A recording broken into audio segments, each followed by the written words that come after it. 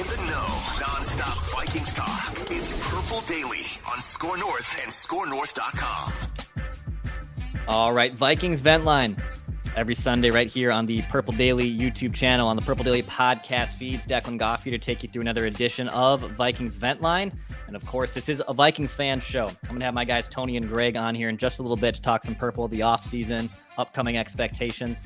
Greg was just telling me how he didn't know the show existed. He thought this was just my friends coming on. And now everyone that joins the show is my friend. So I'll say that very, very safely. But if you want to come in on a future episode of Vikings Vent Line, hit me up. It's VikingsVentLine@gmail.com. We do this show 52 weeks a year. We do the traditional version, of course, after every Vikings game.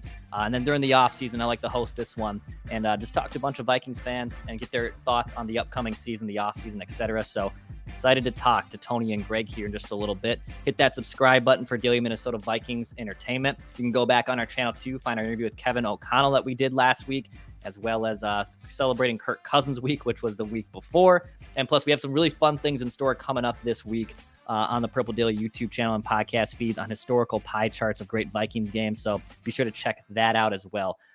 So this is Vikings Vent Line, the only show in America where we just want to see the Vikings win a Super Bowl before we die. Let's get my guys in here. Let's get Tony and Greg in. Tony and Greg, I told you off mic, you guys got the Vikings swag. I got the blank canvas here behind me. I'm working on it. So I feel like I'm slacking a little bit here. But you got some great swag behind you. Both you boys are on the Vent Line for the first time. So thank you for coming on, guys. I'm excited to talk to you. Likewise. Looking forward to it. And I know, Tony, you had to go with the backwards cap after you saw Greg and I had the backwards cap. Totally okay. Love it.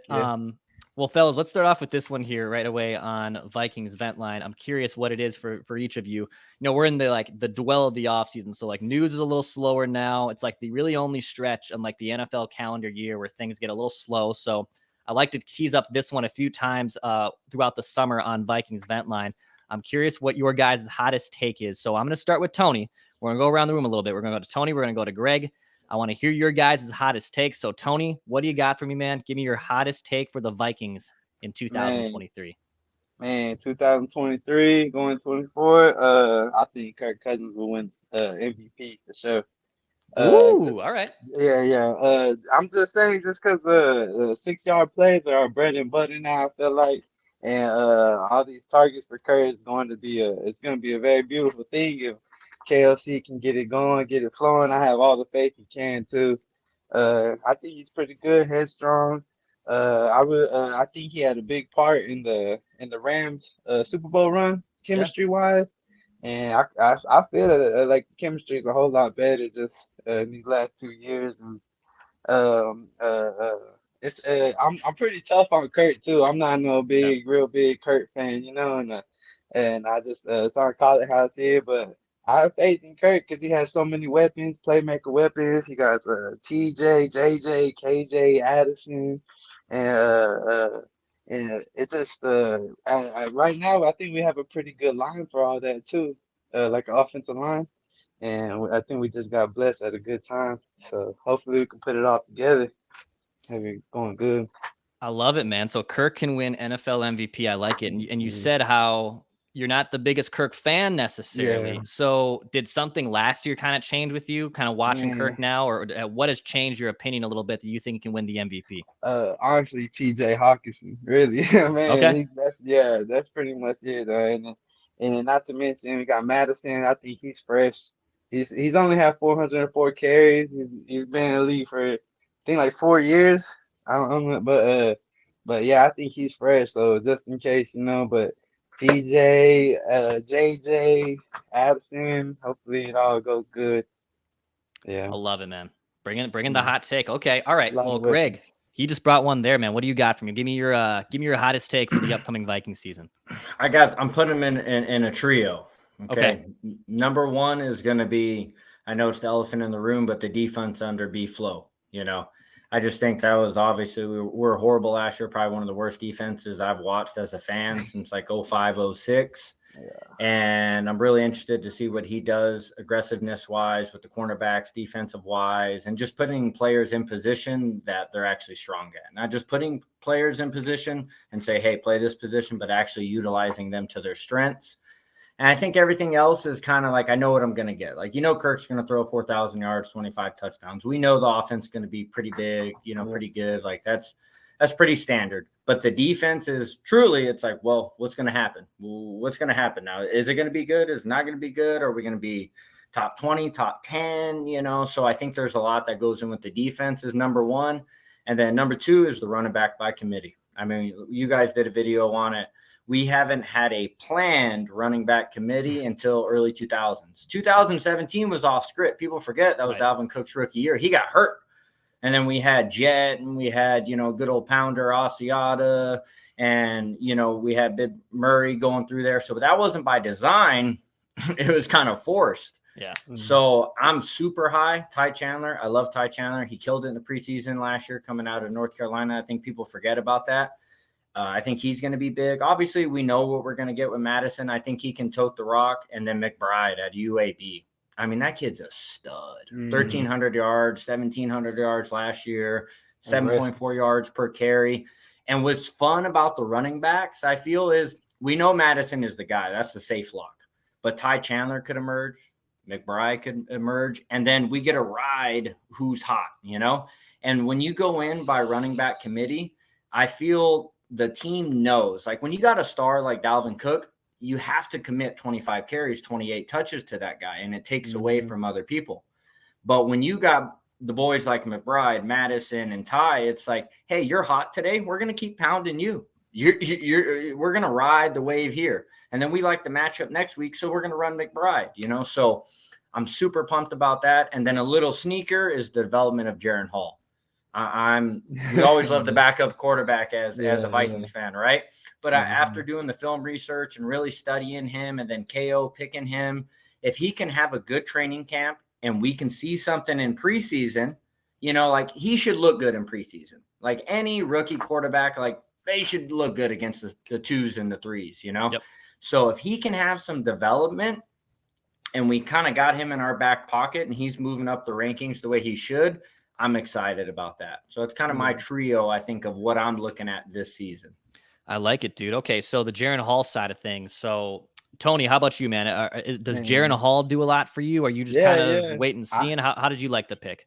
I honestly think he has a bunch of stuff you can't teach. So I agree. If we can put that together, and I believe KLC can, then that's a whole nother story right there. Hopefully it goes, that's hopefully, but I think he has a bunch of stuff you can't teach. So that's a good start right there. So do you guys think that this is Kirk's last year? If he balls out, like Tony said, with an MVP, I mean, I feel like they have to bring him back, right? I guess, Greg, are you in the camp of ride this out with Kirk, wait and see? I guess, how do you kind of fall on the Kirk Cousins sword?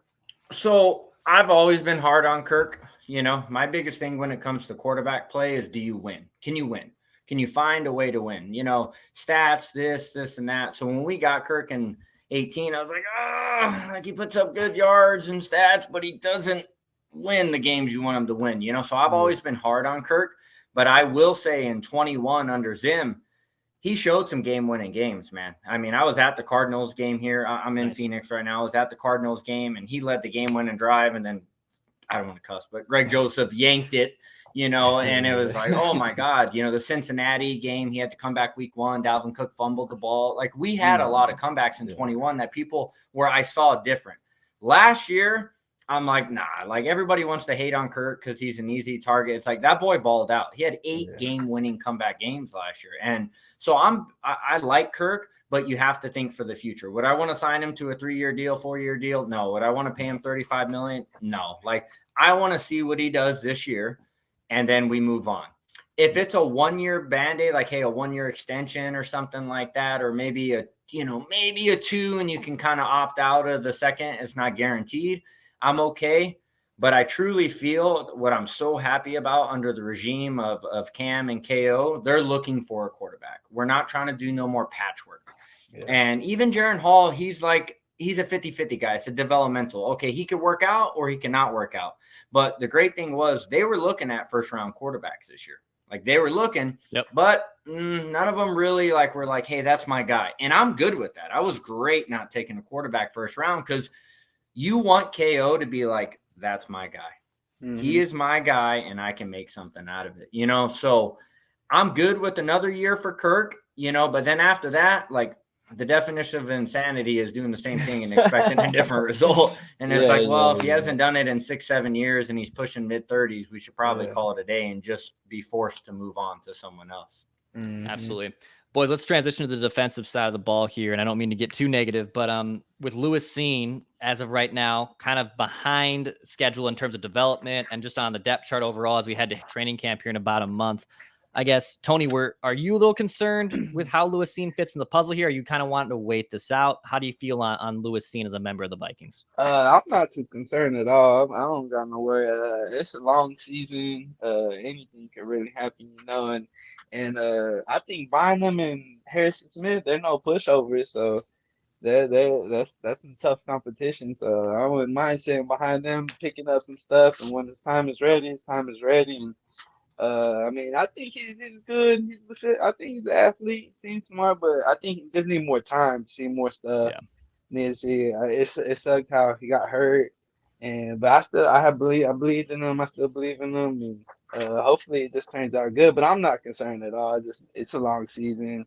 Anything could happen. So might ball out. You never know. Yeah. And look, training camp's going to play out here. He might be able to still see his way onto the field. Injuries happen all the time in the NFL. So like if something happened to Harrison Smith or Cam Bynum, is he the next man up? I think got hurt pretty bad. And that was a nasty leg injury. I mean, his leg exploded, right? It's a compound fracture. It's gross. Then he's getting interceptions and, training camp and stuff like that. So yeah, I think he'll be brought around slowly, and at least like the safety position is not a position where like it's not like tackle or wide receiver or quarterback where you're gonna expect results day one. He can kind of gradually learn into it. I'm not completely panicked on it. I hope it's not a complete whiff so far from Kwesi, especially just considering the trade down and whatnot. But we'll certainly see. I guess, Greg, are you concerned with Lewis Cine? Are you kind of just, hey, let's wait this out, just like Tony's saying? What do you think with him? I'm 50-50. So here's my outlook on the situation. If he doesn't start, like everyone's like, oh, he's a first-round draft pick, your first pick. Last year he got hurt. He didn't do anything. Booth got hurt. He had injury problems. So your draft didn't do anything. Is he going to start this year? I want Cine to make an impact. We're loaded at defensive back. And then the way Brian Flores schemes up, he puts his DBs in so many different positions and he rotates his, defensive back so much. So my main thing with Cine is I want him to have an impact. If he has an impact this year and it's a noticeable impact, I'm good. If he's not necessarily starting because we have Harrison Smith, we have Bynum. Who knows? Bynum might drop the cornerback. They might keep him at safety.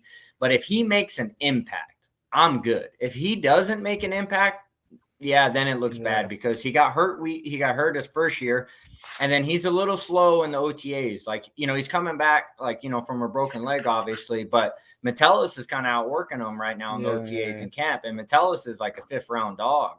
So there's a little bit. I want him to shine a little more in practice and preseason where we're noticing, because practice does matter. Everybody, want to pull the AI and say practice, but it does matter, So I want to see him do well in practice, do well in training camp, and I want him to have a role. If he has no role, then we're starting to look bad. Everybody wants to, kind of right the ship on the first year, but if Cine and Booth don't do anything, that first draft don't look too hot. If they have some type of an impact and a rotational role, we're good. Not everyone's going to be a star that you draft in the first and second round. Right.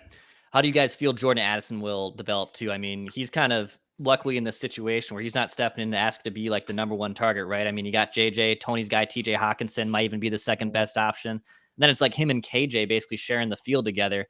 I guess, Tony, are you a fan of the Jordan Addison pick? Do you see a lot of upside there? Yeah, I think Addison, I think he has a good head on his shoulders. He's focused, but I think he's focused about a paycheck. But as long as he plays good, it's all good. I'm not tripping. Just want one Super Bowl, man. Come on, please. Doesn't matter how we get there, right? As long as just get us the damn Super Bowl, and we'll cross that bridge. Love it. Greg, how about you? Jordan Addison, did you like that pick? I know Kwesi might have whiffed on Lewis Cine potentially, but do you like the Jordan Addison pick? Excuse me. Yeah, I liked Addison. Initially, I thought we might, move up for quarterback, or we might sit back and get Will Levis. So I was kind of like, oh, quarterback. And then I thought we might maybe take a hog, a D tackle or something, just, go that route and build the trenches. But when we did take him, I'm like, I'm good, because you got KO is an offensive guy, so it's like, hey, we know you got to address weaknesses, but also keep strengthening your strengths. So when we took him and then we lost, our boy Adam. So getting him, I think it's a great change of pace, because Thielen, as much as I love him, I mean, I've watched every snap from when he was on special teams. He just wasn't stretching the field, and he had a lot of one-on-one coverage, and he was the best at getting separation and turning it upfield, and he wasn't doing that. So we have a good counterpart. JJ is going to have the man double coverage, sometimes triple coverage. So if Addison can be shifty and you could do a lot with Addison. You can run jet sweeps with him. You can run screens with him. He can stretch it on go routes. So I'm pretty pumped with him. I think it's going to be a good tandem. He's just got to stay healthy. You'll get a little nervous when, it's like, oh, he's not at practice. He's hurt, and it's like, well, and then we pull the Zim, and, oh, he's fine. He's good. Don't worry about him. And it's like, oh, he's out for the season. What? Yeah. What do you mean he's out for the season?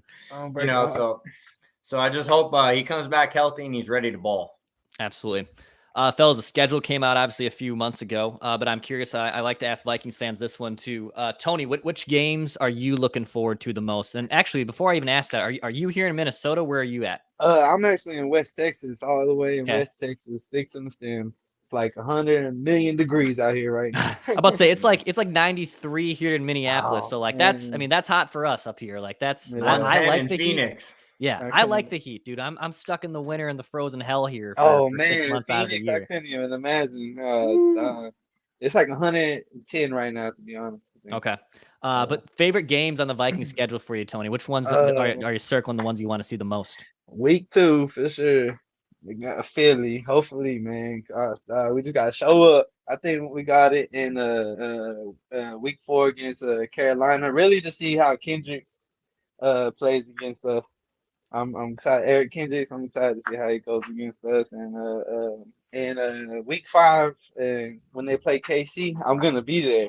Oh hell yeah! So yeah, it's in October. Nice. So I was gonna ask you, what's the weather like in October, so I could be ready. I don't know. You'll get like fall. You'll get like anywhere between as low as like 50s, which I don't think it'll get lower than that. But you could have like a 70-degree day. October, Minnesota is a wild card. Okay, 50s is good. I could wear shorts in 50s. But that's pretty much it. Really, all of them, to be honest. But those for sure. Have you been to a game at US Bank before or no? Yes. It was in 2017. It was the last game Teddy played for us. We were playing the Bengals, and everybody's Teddy. Awesome thing. You threw that pick. I was like, oh, yeah, first play back. Yeah, that was bad. Yeah, I was so excited. I wanted to cry. But it was awesome. Yeah. That was in December though, so it was cold. So it was very cold there. Yeah. It was really cold there. Yeah. Greg, how about you, man? What games of schedule are you looking forward to? Don't mean to beat a dead horse, but week 2 Philly, Yeah, man. Last year, going in that game right away, primetime game, Kirk can't win primetime, Vikings can't beat winning teams. And then we kind of just doo-dooed to bed, And then the problem last year, it was so weird. I was telling one of my buddies, he's a diehard fan too, I watch all the games with. I'm like, man, we won 13 games last year, and we went on an 8-game winning streak, which is hard to do in a season, and I felt like it was a normal season. There was no hype around us. We weren't getting really national media because we lost that week 2 game.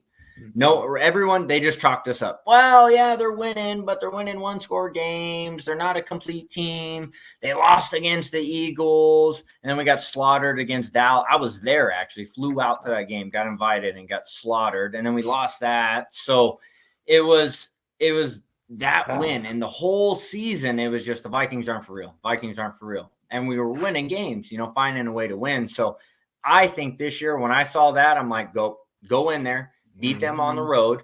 Kirk has a good game, prime time. Let him know right away. It sets the tone for the season. Kirk can win big games. He can be a winning team, and we're just setting the tone for a season. I mean, I hate Philly. I mean, I hate the Philly and Saints. Any team that stopped me from going to a Super Bowl. Yeah. So, and Philly fans are horrible. After 2017, I mean, they were just horrible. So, if we could go in and smack Philly week 2, be 2-0, man, that'd be great. And we'll just have that confidence, and then ride it out and go ball. Yeah, and maybe I'd say next. Sorry to interrupt you. Probably the Vegas game. I think I might go to the Vegas game. That stadium looks pretty legit. So you should. That'd be fun. Yeah, the Philly game will be interesting just because it's the short week right after the start of the season against Tampa Bay. So like you can really quickly be 2-0, and I don't believe they'll stumble against Tampa, but man, you could really quickly 0-2 as well, and you don't want to dig yourself a hole. So I love those first two games that are just right away. I mean, they get the Thursday night football game. Yeah, there's some revenge factor there, going back to Philly and hopefully stealing one.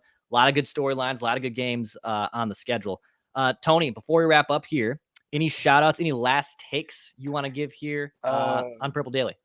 Man, I really just want to shout out my wife supporting me, going through all this struggle with me, and making sure I'm good, you know. And then that's really it. Shout out to y'all, man. Y'all put out great content. It's awesome. I can't believe I'm talking football with Declan on Purple Daily. It's crazy, but yeah, y'all. I think y'all are awesome, man. Appreciate it, man. Thank you Yeah. so much. Greg, how about you, buddy? Any shout outs, any Uh, last takes you want to give here? I say last takes. I mean, just excited for the season. I work myself up every offseason and find a way to get roped in. I try to, I'm pretty emotional. I'm pretty emotional when I watch the games. I'm calm in general, but I'm pretty emotional. So, amping myself up for the season. I'm truly excited. I feel we got a coach. I feel this is a guy that could be a generational coach, a Tomlin, a McVay, a Reed, those style of coaches. I feel we got that guy with KO. And he's got a good counterpart with Cam. I feel those guys have a great connection and bond, so I'm excited for the future there. And then shout outs, just thank you guys. Like I said a little bit earlier, I made a move, made some financial sacrifices in my life, and I was hurting a little bit, and I came across the podcast and started watching the podcast, and was kind of getting me through some of my days and getting my fix. So appreciate you guys having me on. And then I'd say other shout out, just all the great people in my life. I got a lot of great people in my life that I'm thankful for. My buddy Sam, he's down in Tucson. I'm originally from the Bay Area. I moved to Tucson, Arizona. And then we got a Vikings fan bar down there. It's pretty cool. We got like 100 people every day. It's Tucson Vikings fan club. We've had Tommy Kramer there. We've had Jeff Wright there, Robert Tate. So awesome. I've watched all the games with my buddy Sam down there. And then I moved up to Phoenix the past 2 years. So everybody knows I'm a pretty crazy Viking fan. I just need one Super Bowl. We got one Super Bowl. We're trying to get it in. Yeah. So we got it. Tattoos, everything. I'm trying to do my part. So great stuff, boys. Great stuff. Great takes. Appreciate you guys coming on Vikings Vent Line. Again, if anyone wants to come on a future episode, hit me up. It's vikingsventline@gmail.com. It's scrolling across the bottom of the page for the YouTube audience. It's vikingsventline@gmail.com. Back at full strength on Monday here on Purple Daily, where we just want to see the Vikings win a Super Bowl before we die.